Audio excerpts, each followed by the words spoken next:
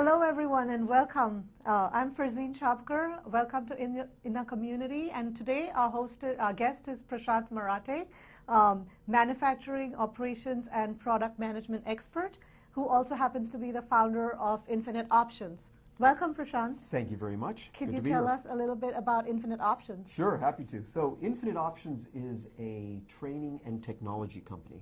We spend a lot of time training people in terms of technology aspects, how to work in teams, how to be an individual contributor. And then we work on a variety of interesting technological projects. So that's what we kind of do. Okay, great. I have a lot of training and technology questions, but Sure. I'll hold that for a little while. Okay. Could you tell us a little bit what motivated you to start Infinite Options? Okay, sure. So it's kind of a funny story. I was sitting around a table. I had three of my friends there. They were all computer science graduates, and they were all in an interesting situation. They were all looking for jobs. I thought for myself for a moment that, my goodness, in this valley in which we're living in, with all of this technology around us, it's hard to believe that they're actually still looking for jobs. And these were very talented people. So I said in that instance that, you know what, I'll just hire all of you. I'll just put you all to work on a variety of different projects. And they liked that idea. In fact, I'd already been mentoring one person in terms of a project. And one of the other guys had actually picked up that project and was furthering it along. But by hiring all three of them, suddenly we ended up with three resources who could work on either the same project or different projects depending on what their skill and interests were. And that's how it kind of started. So it was very in the moment. Oh, wow. Yeah. That's wonderful. And how did you come up with the logo? Oh, the logo. So the name of the company is Infinite Options. And I'll tell you a quick story about Infinite Options. A friend of mine, his name is Percy, he and I were brainstorming. I was saying, I've got this idea for a company. At that time, I was doing a lot with stock options. But I also was doing a lot with project management at that point. And I said, you know, I need a company name that kind of encompasses all of the variety of things that I do. And he was noodling with stock options a little bit, that name, and he came up with Infinite Options. So he gets credit for the brilliant name. We took that, and my daughter, who's actually involved in the company, is also a marketing person. And so she's the one who came up with the website design and the logo for it. And what I like about it is two infinity symbols, but they're one on top of another. So it looks like there is even a third infinity symbol that you can't quite draw, but you can see. Wow. And so it's an infinite number of infinities is the way we look at it. That's wonderful. That's really nice. Yeah. So could you tell us a little bit about the training aspects of it? Sure. So one of the things that happened with these three individuals I was working with was all of the jobs that they were looking for required 3 to 5 years of experience. And that's a little bit of a catch-22 because you can't get the job unless you have 3 to 5 years experience, and you can't get the experience unless you have the job. So they were stuck. And I said, well, that's easy to solve. I'll give you the experience by putting you to work on projects, mentoring you through those projects, and then at the end of it, we'll have a product that you can talk about in depth with an employer. You'll know the ins and outs of it because you will have been involved in every decision that was made regarding it. Right. And you'll be able to say that I've got a certain number of years of experience or at least months of experience working on that project. So it builds up two aspects of it. It gives them all the real experience that they would need in terms of developing a product, but it also trains them of how a company would work and operate and what's expected of them.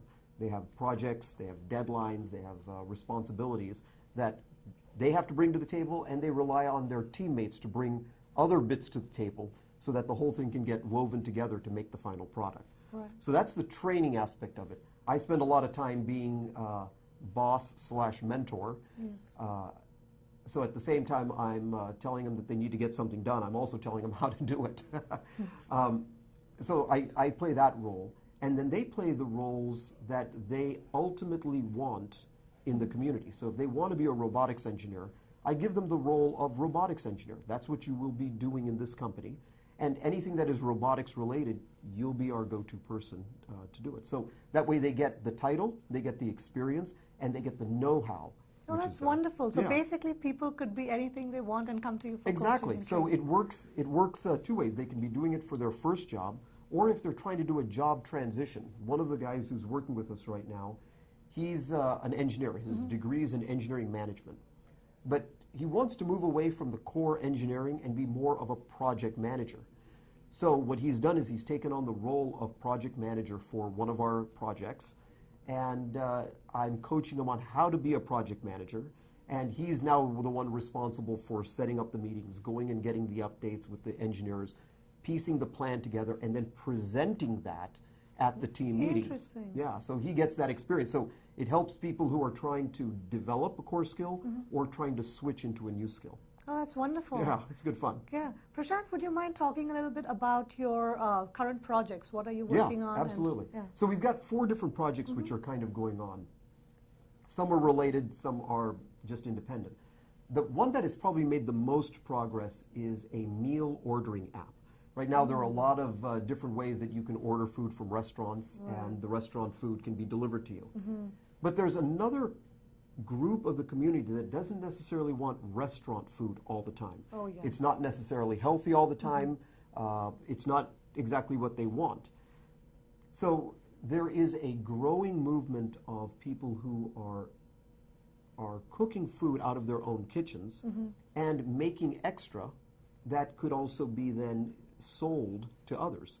So, for instance, you might live on a street and you've got a variety of different people who live on that street, and one of them might be cooking some ethnic food that particular day and could post it and say, you know what, I have made 6 of these meals, so 6 of them are available for sale. And you could see that on an iPhone app or an Android app. You can look and say, okay, I'd like one of those. And you can order that. Wow. And then we can arrange for some sort of delivery or pickup so that that meal can make its way to you. Oh, good. That way you get home-cooked meals. You pay just as if you were going to a restaurant. Right. And the community members are able to generate some additional income. In some senses, they could pay for their own dinner by making extra and selling Yeah. it to their neighbors. Right. So that's the app that we've probably brought the furthest. Okay. And it required a team of 3 different engineers, people who were worrying about the back end where the database is stored, the front end, which is the mobile application, and also a web-based component where the kitchens, the people who are making the food interface, upload the images to the web. It goes to the database, and then the database then projects those images onto the mobile phone so that you have real-time updates that way. Wow. Yeah, so that's one project. I'll mention 3 other projects that Right. are ongoing. One of them is a chat bot related to the meal ordering app. So there will be customers, and they will inevitably have questions. They'll be asking, where's my food? Or they'd like to file a complaint, or they'd like to compliment the chef. Yeah. A lot of Find that, ingredients. or find basically. ingredients, yeah, would what's work in with this them. thing? Yeah. They'll have some basic questions. A lot of that information can be supplied without having to disturb the kitchen owner or having to have a human interface with them. If we can create a database of answers, then as the community members are asking questions, the answers can be rendered. So we're structuring a chat bot whereby people can put in their question. The chat bot will then go and look at similar questions and present an answer. Yeah. And then the community member can look at it and say, okay, that answered my question, thank you very much, or no, I still need more information. And if they still need more information, we can ultimately get someone on the phone for them. But if we can answer their question without a lot of effort, Yeah. more is the better. So that's kind of the second project we're working on. Okay. Chatbot. A chatbot. That's nice. 2 other projects. One that I'm very excited about is a robotics project. So right now, robotics is heavily in use around Silicon Valley and around the world. In fact, one product that I bought is a camera which can sit, and if you have, for instance, someone who's a skateboarder, the camera can track the skateboarder. Wow. Very cool. Now, we're not developing that. That's already been developed. So the camera moves. The camera moves and with tracks the movement. individual. Oh, wow. But I play in a band. Yes. And a camera positioned straight on me when I don't move in the band is a boring shot. So what we're doing is we're creating a robot whereby we can map the room and then tell the robot that I want you to spend 25% of your time here, 50% of your time here, 25% of your time over there. And that way the robot will move and give the camera different perspectives, just as if different members of the audience would have different perspectives. Right. And then the camera will do its own thing of keeping track of me, but will move through the course of the event so that it provides different shots and gives a little bit of variety instead of a static camera view. And the robot is pre-programmed to move, so there's no one actually manually doing it like you would with the drone. Exactly. I see. Okay. All we have to do is map the room, specify where we would like the robot to be, and then the robot will avoid obstacles even as they change real time and maneuver its way around those obstacles to be able to get into position to be able to provide the shot. Lovely. And then the third one, or the fourth one that I think is quite interesting is I take a lot of notes on paper. So even the digital age, it's easier for me to take a handwritten note. But the problem with that is if I don't bring my notebook everywhere, I don't have access to my notes. So what we're doing is we're coming up with a notes classifier. And what this notes classifier does is it allows us to put a symbol in the upper right-hand corner of the page or within the page. Then we're creating an iPhone app where you can click a picture of it, and the picture will go through and find the different symbols, partition out the note, and distribute the notes either into your shared drive or into your Dropbox or email them out or do something with the note. Okay. So that in the future, if I wanted to reference things that I'm doing about infinite options, I'll have a symbol dedicated to infinite options, and I can go into my shared drive and say, I just want the information with that symbol on it. And it will give it to me in chronological order. So I can see all of the notes that I've uploaded in the past just on that topic. So it kind of makes your notebook a little searchable. It breaks it out into a way that you can find specific information about specific topics faster. And those symbols could be anything you want to put. They can be anything. Like a star or whatever. They're handwritten symbols. Okay. Okay, so you come up with your own symbols. We'll have a standard library that will already be there, but the computer will learn the symbols that you come up with, and you specify what you want to do with all of those things. You could put them in different folders or in different locations. Oh, fascinating. So those are 4 different projects that we're actively working on right now. Wow, they all sound exciting. Yes, they are, and we've got a lot of people who are working on it. Right now we've got 8 different folks who are participating in these 4 different projects in different ways. One or two of them are individual projects, some of them are team projects. So a variety of things. Yeah, so your team is growing. It is. That's it is. great. In fact, I tell people right now we're on our 4th generation. What happens, because it's a training company, a lot of people will come in, participate on a project for 3 months, and then they'll find a job. So then they transition out of the project, and someone else will transition into the project. So far, from when we first started, the first group of people that I mentioned at the beginning, they've graduated. They referred a couple of other people. They've graduated. Their referrals have now graduated, and we're on our 4th generation of student/intern who's participating in this program. Yeah. So so is that kind of how you maintain the continuity or the transition of these projects? Because I guess all the projects are not over in the 3 weeks or 4 weeks. That's exactly right. Some of these projects take months or even a year to develop. So how does that transition happen? Yeah, so I'm more of the continuity of it, and depending on when people get jobs and when they move out, other team members may also be there to keep the continuity going. But since I'm actively involved with each project, I know kind of where the project is, what are the current stumbling blocks, what is the technology that is holding us up from being able to deliver the prototype. And as other people join, depending on their skill sets and interests, they'll get assigned to a project and we'll start working on that particular thing. Yeah, I love it. Yeah, so it's a lot of fun. I haven't seen a lot of that happening out in the Bay Area or anywhere really, because it takes a lot of time to kind of set it up and keep the thing moving.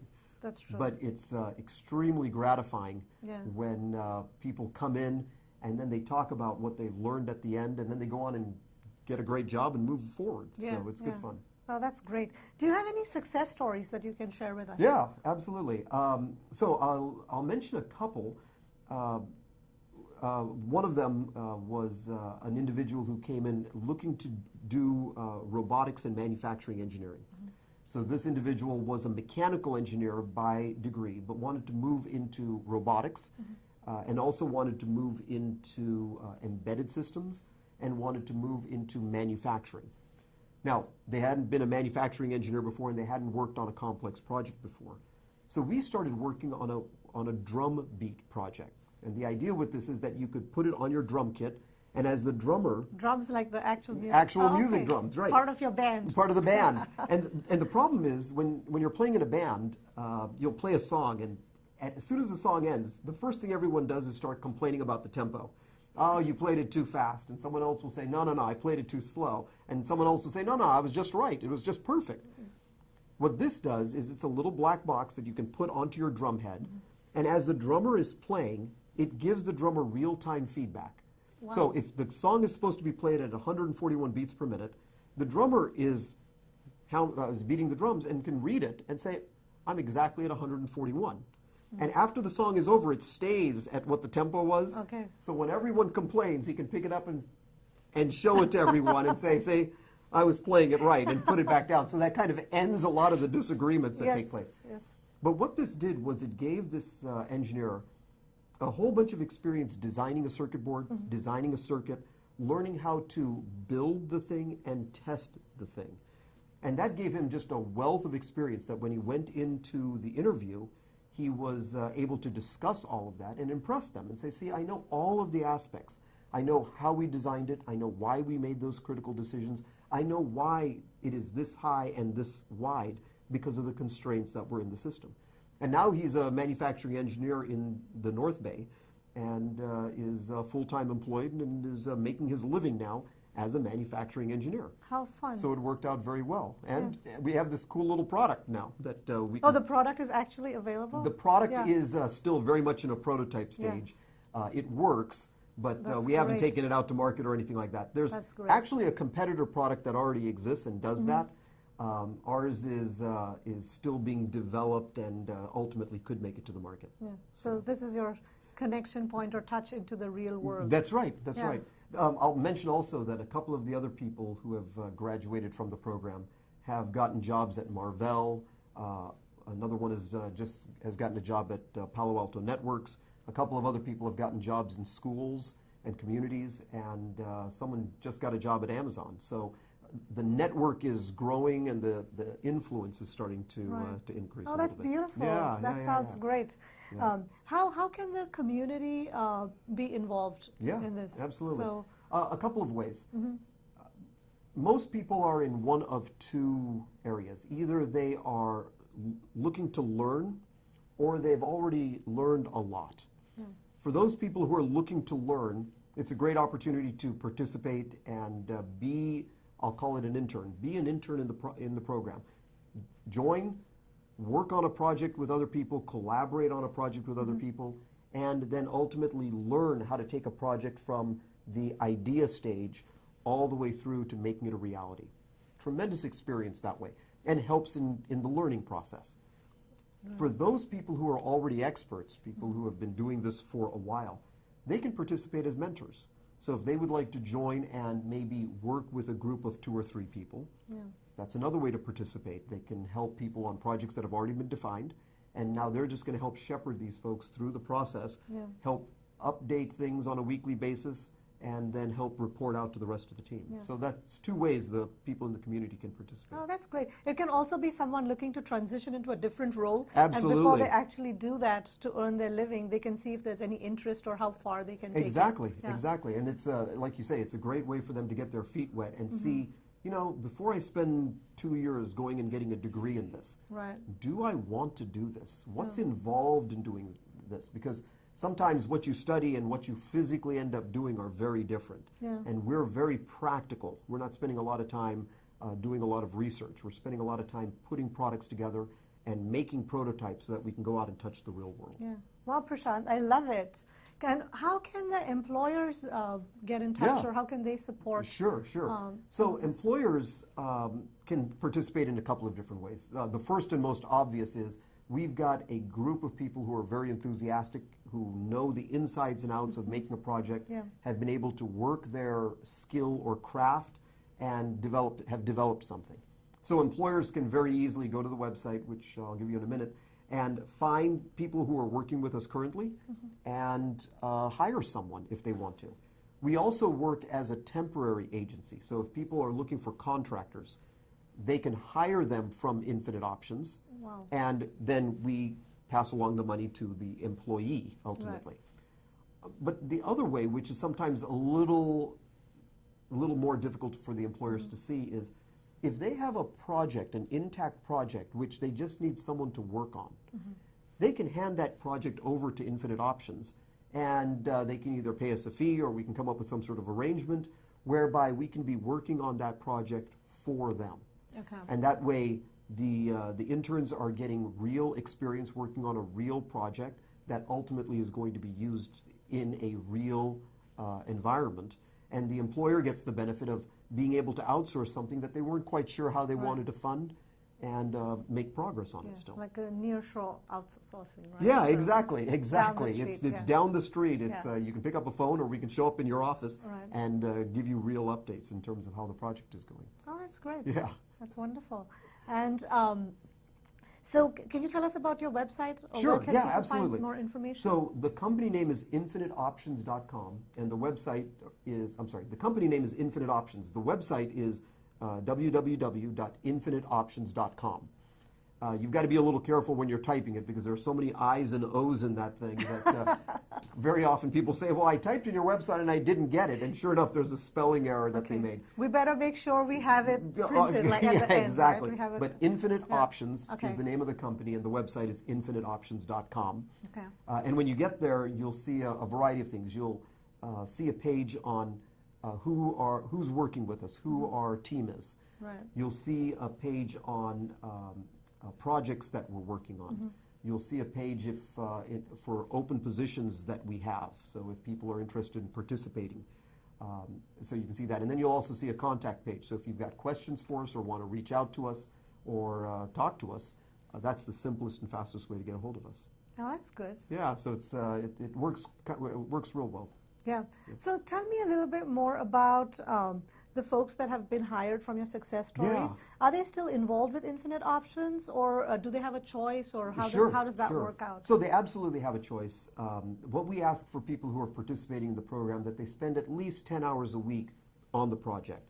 And the reason for that is 10 hours a week is a manageable amount in case you're actually working a full-time job or otherwise engaged. Let's say you've got class and coursework going on.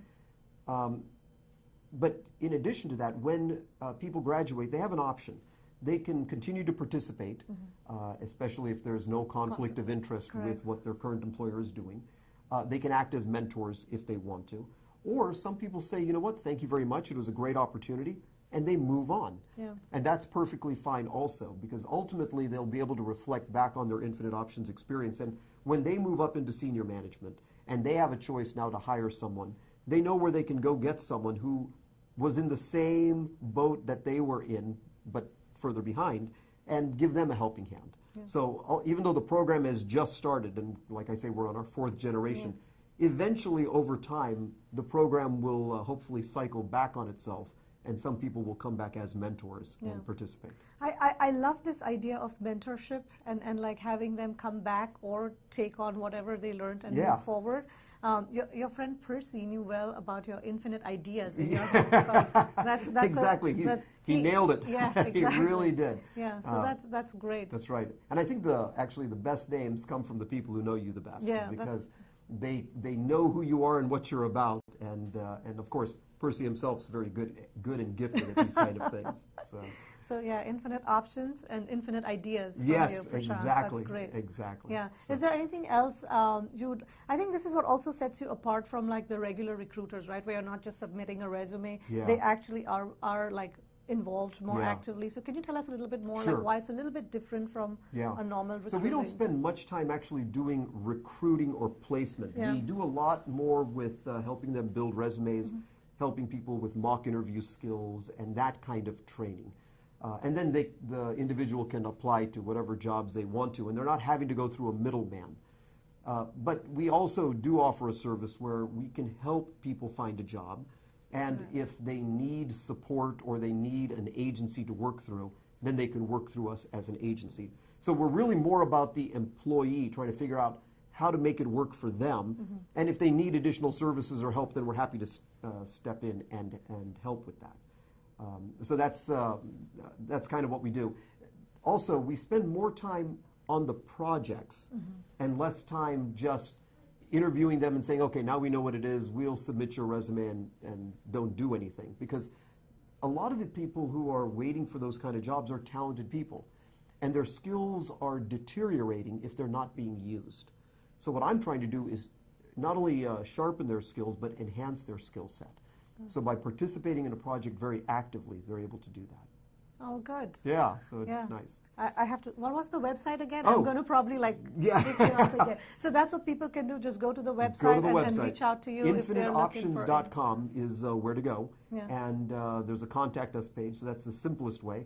But spend a little bit of time on the website looking at what the different offerings are, what the different projects are, who the different people are, because we've got so many different people who are very talented doing so many different things.